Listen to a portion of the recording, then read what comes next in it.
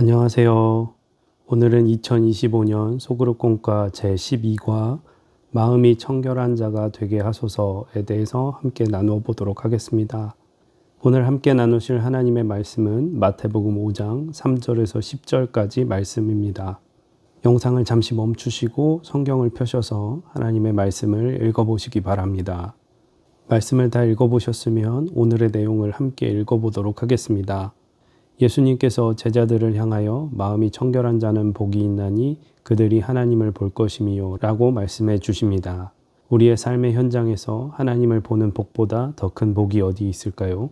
예수님께서 어떠한 상황 속에서 제자들의 마음이 청결하기를 원하셨는지, 그리고 마음의 청결함이란 무엇인지 생각하며 6번째 그리스도인의 성품을 품으시겠습니다. 첫째, 예수님의 관심은 마음의 청결함이었습니다. 지금으로부터 약 2000년 전 예수님께서 몸의 청결을 말씀하지 않고 마음의 청결을 말씀하신 것은 아주 혁명적인 선포였습니다. 우리가 마태, 마가, 누가, 요한복음, 곧 사복음서를 보면 당시 유대인들, 특별히 백성들에게 가장 큰 신임을 받았던 바리새인들에게 가장 중요한 것이 몸의 청결이었습니다.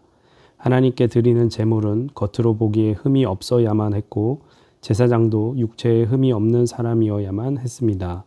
몸이 병에 걸리면 그것은 하나님의 저주 때문이라 생각하였습니다. 특별히 한센병 환자들은 사람 취급조차 하지 않았습니다. 당시 제사장들은 제사를 집례하기 전에 5번 목욕하여야 했으며 손과 발은 10번이나 씻어야 했습니다. 유대인들은 부정의 요소가 모두 외부에 있다고 생각하였고 바리새인들은 철저히 눈에 보이는 것만 강조하는 삶을 살았습니다. 바리새인들은 하나님을 향한 겉으로 드러나는 유전과 전통은 강조하였지만 정작 그들의 마음은 하나님으로부터 멀어져 있었습니다. 그래서 이사야는 주께서 이르시되 이 백성이 입으로는 나를 가까이 하며 입술로는 나를 공경하나 그들의 마음은 내게서 멀리 떠났나니 그들이 나를 경외함은 사람의 계명으로 가르침을 받았을 뿐이라 라고 한탄하였습니다. 예수님의 관심은 처음부터 마지막까지 사람의 마음에 있었습니다. 사복음서에 나타나는 예수님의 사역이 겉으로만 보게 되면 기적과 기사들로 가득 차 있는 것 같습니다. 그러나 예수님의 사역의 초점은 사람들의 마음을 만지는 사역이었습니다. 유대인들은 살인을 저지르지만 않으면 살인하지 말라는 율법을 지킨 것으로 만족하였으나 마태복음 5장 22절에서 예수님께서는 형제에 대해 분노를 느끼는 자가 살인한 자라고 가르치셨습니다. 또한 마음으로 형제를 조롱하는 자도 형제를 향하여 비방하고 욕하는 사람, 미련한 사람이라고 말하는 사람도 살인하는 사람이라고 예수님께서 말씀하셨습니다. 마태복음 5장 28절에서는 유대인들은 간음을 직접 저지른 사람만 간음한 사람이라고 하였지만 예수님께서는 마음의 음욕을 품은 자가 이미 간음한 자라고 말씀하셨습니다. 바리새인들은 행위에 관심을 두고 그것을 상대와 비교하여서 자신의 의의를 내세웁니다. 그러나 예수님은 행위보다는 그 행위를 하게 하는 근본 주체인 마음을 보고 판단하십니다.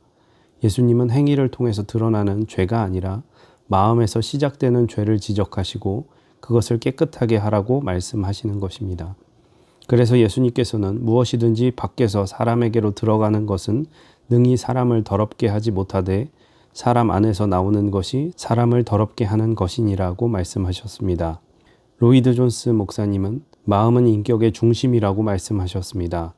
우리의 마음은 그저 우리가 감정과 감동만을 느끼는 곳이 아니라 우리의 마음은 우리의 지성과 의지와 감정, 이 모든 것을 다 포함한 것입니다. 그러므로 우리의 마음은 우리의 전 인격체, 전인, whole person입니다.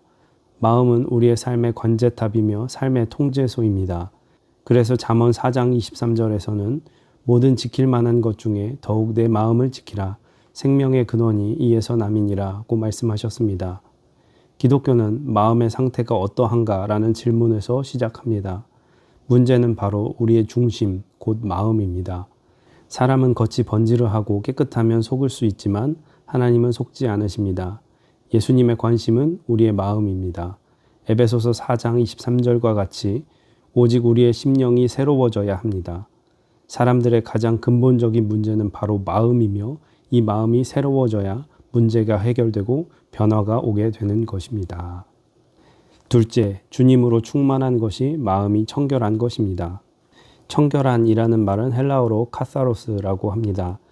이것의 의미는 깨끗하고 순전하다라는 의미입니다. 카사로스, 곧 청결한은 때가 묻은 더러운 옷과 비교된 깨끗한 옷을 설명할 때 쓰는 말로 흠이 없고 이물질과 섞임이 없는 순수한 것을 가리킵니다. 그래서 깨끗한 물, 순수한 포도주, 쭉정이를 키로 다 골라내어 알곡만 있는 상태, 순금, 순은, 순수혈통을 말할 때에 이 청결한이라는 카사로스라는 단어를 사용합니다. 이 청결한이라는 카사로스라는 말에서 카타르시스라는 말이 파생되었는데 이것은 마음과 우리의 정서에 쌓여있는 모든 중압감이나 상처들을 깨끗이 제거하고 씻어버리는 것을 뜻합니다. 그러므로 마음이 청결하다는 것은 생각과 동기들에 아무 이물질이 섞이지 아니한 사람, 그래서 생각과 마음, 동기가 절대적으로 깨끗한 사람을 가리키는 것입니다. 불교는 고통과 괴로움을 당하게 하고 불평등한 삶을 살게 하고 만족하지 못하게 하는 인간의 욕심을 마음에서 다 비워내서 자기를 잃어버리는 무아, 모라의 경지, 곧 해탈의 경지로 들어가라고 합니다. 불교에서 자기를 비우는 것은 자기를 잊기 위함입니다. 그러나 중요한 것은 마음을 깨끗이 비웠다 하여도 그 마음이 비어 있다면 아무 것이라도 또 그 마음 속에 들어가게 마련입니다. 그렇다면 예수님께서 말씀하신 마음이 청결하다라는 말씀은 무엇을 의미하는 것입니까? 다른 말로 하면 주님으로 충분하다라는 뜻입니다. 마태복음 12장 43절에서 45절에 더러운 귀신이 나가자 그 마음이 비어 깨끗하게 소재되고 수리되었습니다. 그러나 그 빈 마음, 임자 없는 마음에 더 악한 귀신이 들어와 주인 노릇을 하니 그 사람의 나중 형편이 전보다 더욱 심하게 되었다고 말씀합니다. 그러므로 그리스도인들은 우리 마음이 텅 비었다고 하는 것으로 만족할 수 없습니다. 오히려 그것이 더 위험한 것일 수 있는 것입니다. 우리의 빈 마음, 깨끗한 마음, 아무것도 섞이지 않은 그 순전한 마음이 주님으로만 가득 채워지는 마음이 되어야 합니다. 그래서 바울이 믿음으로 말미암아 그리스도께서 너희 마음에 계시게 하옵시고 라고 말씀하고 있습니다. 마음의 청결함은 우리의 마음이 오직 예수의 마음으로 변화되어 아무것도 섞이지 않고 주님의 마음이 되는 것입니다. 셋째, 마음이 청결한 사람은 날마다 하나님을 목도하고 살아갑니다. 오늘 예수님께서 마음이 청결하게 될 때 하나님을 본다고 말씀합니다. 본다라는 말은 경험한다는 뜻입니다. 우리가 보는 것은 눈앞에 무엇이 있는가에 달려있는 것이 아니라 마음과 생각 안에 무엇이 있는가에 달려 있습니다. 우리 안에 있는 지식이 우리의 보는 것에 차이를 가져옵니다. 식물학자의 눈에는 우리가 모르는 길 옆에 수많은 꽃과 나무들이 보입니다. 천문학자의 눈에는 밤하늘을 수놓은 수많은 별과 우주가 보입니다. 물체는 눈, 곧 육안으로 보고 냄새는 코로 맡고 소리는 귀로 듣습니다. 모든 이치는 두뇌로 판단합니다. 마찬가지로 우리 주님은 주님으로 충만한 청결한 마음으로 봅니다.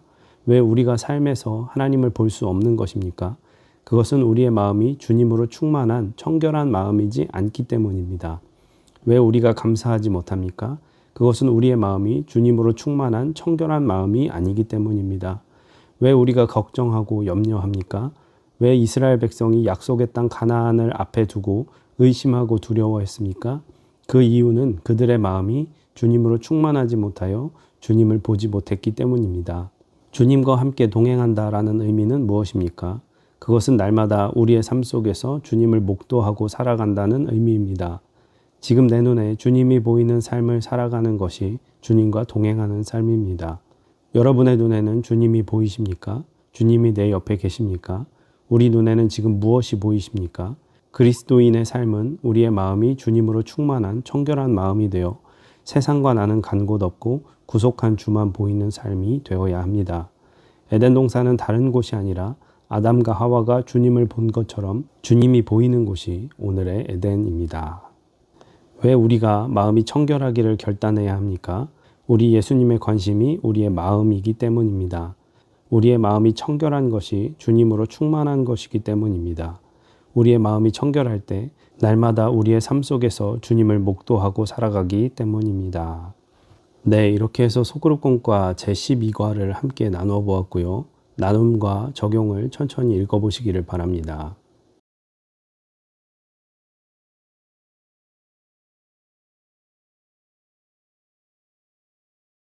나눔과 적용을 다 읽어보셨으면 오늘 주님께서 주신 마음을 품고 기도하시고 또 교회의 여러 중보기도와 사순절 신앙을 위해서 기도하신 후에 마치시면 되겠습니다. 수고 많으셨습니다. 감사합니다.